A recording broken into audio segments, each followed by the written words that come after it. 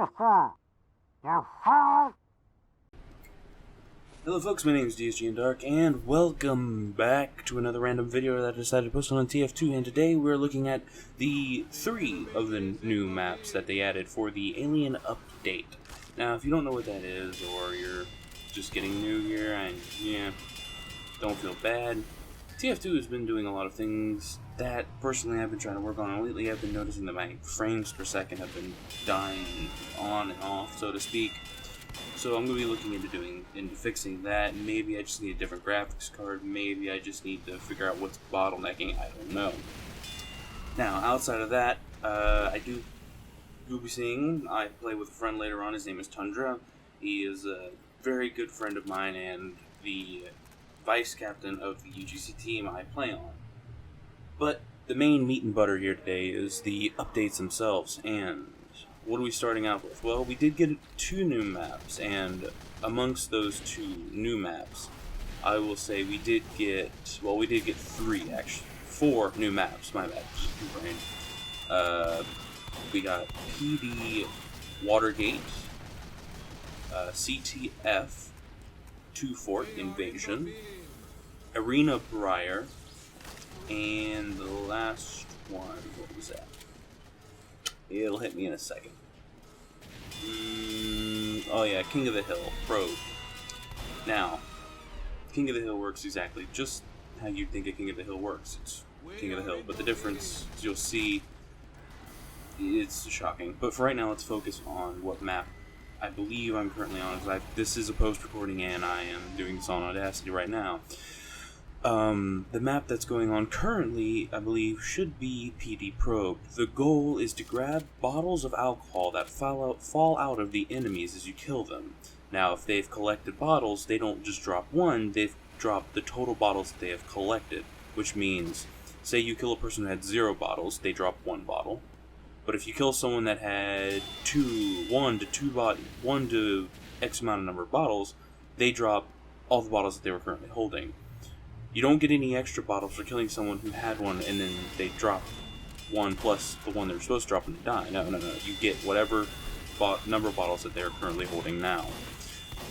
The main key feature of this is to take the bottles and take the bottles and deliver them to the alien ship that sweeps by every now and again, and that really "we are in the beam" voice announces when they come. Or rather, the administrator announces when they come, the voice just tells you who's in the beam. Honestly, in my opinion, I really was let down by this because you have to pay. That's like $2. Not bad. I understand. They want to get paid for this, and so does the community. I support the community. I really enjoy some of the stuff that they make. But this felt like it was something they just wanted to push out the door and tell us, okay, this is what you got, this is what you're going to deal with, now deal with it. I can't say yes or no to this, or honestly, I could say yes or no to this, but I feel in a lot of cases that this was just Valve trying their best to push an update out for us to have in time to make up for what they said they were doing, which is making a bigger update for around the end of the year. Now, of course, I cannot say I am particularly disappointed with this. I can't say I'm not particularly disappointed with this. I just feel that it kind of hurt more than it helped. I was really looking forward to the Halloween update. Instead, I got aliens. It's not to say aliens are a bad thing, it's just I wanted Halloween. I got aliens. I didn't realize I was going to a costume contest where my competition was a one-legged dog and a guy dressed in a half-ass alien suit. If I would have known that, I would have just put on a peg leg and called myself Pirate, not Pyro. Now, that being said, I also kind of have to admit I do enjoy Watergate. But the problem that I've noticed, and I'm sure you've seen it too, is for some reason my FPS and my computer have been slipping. And this is a new computer, mind you. It's less than 6 months old.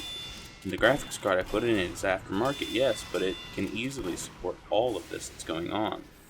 I got it. What I don't understand is, was the map poorly optimized, or was my graphics card improperly installed? I cannot say for myself, but moving back to the review, the next map The next map that I play, I believe, was the King of the Hill. Yeah, it was the King of the Hill map that was introduced.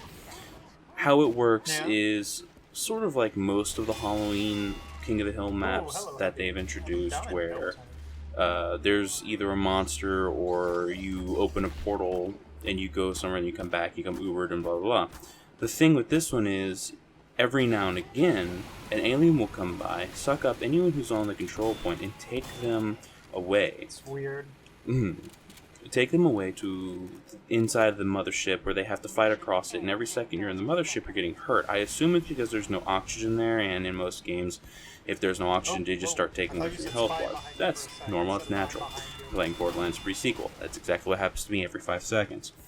Now, on a side note, I have to admit that it's interesting, yeah, but I won't be playing it a whole lot.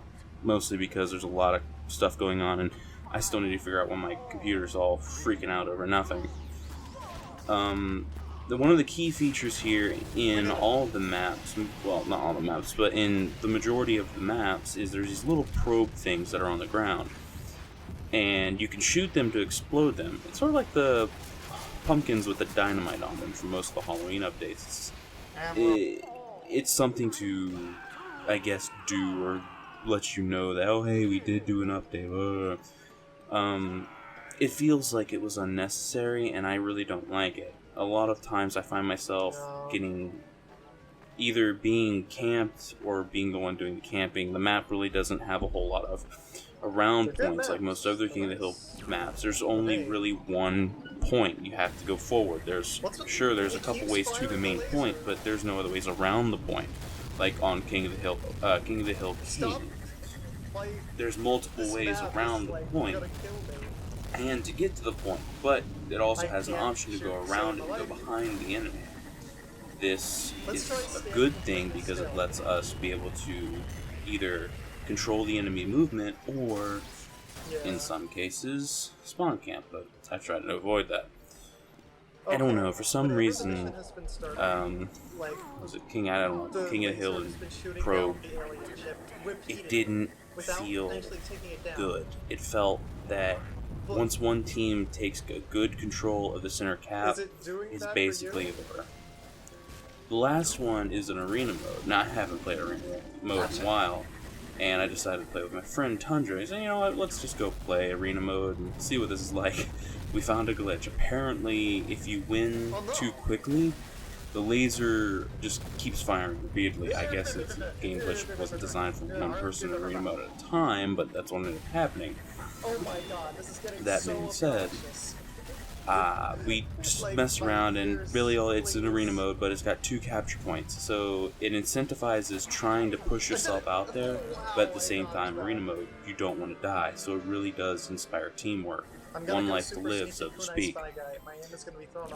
And the last map was King of the Hill, or this CTF 2 Fort Invasion.